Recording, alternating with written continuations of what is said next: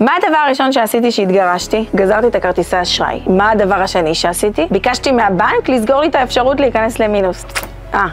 אבל מסתבר שאתה לא יכול לבקש מהבנק לסגור לך את האפשרות להיכנס למינוס כשאתה במינוס. אז הייתי צריכה קודם כל לסגור את המינוס. והמינוס היה לא פשוט בכלל. מצאתי את עצמי עובדת בשתי עבודות שונות, אחת בבוקר כעורכת דין שכירה, והשנייה בערב כמכינה שולחנות מתוקים רק כדי לשלם את הכרטיסי האשראי שהיו עוד מהתקופה שהייתי נשואה. בקושי ראיתי את הילדים, שלא נדבר על חברות, והמשפחה שלי בקושי בארוחת שישי היינו מחליפים איזה מילה. במשך שנתיים בגד לא קניתי לעצמי. ראיתי רק מטרה אחת מול העיניים. כל בוקר וכל ערב שאלתי את עצמי איך יוצאים מהמצב הזה. והיום אני מלווה את הלקוחות שלי לא רק איך לצאת מהמעגל הזה של החובות ולהיפטר מהם, אלא גם איך לא להיכנס למעגל הזה שוב. איך להתרגל לחיות ממה שיש.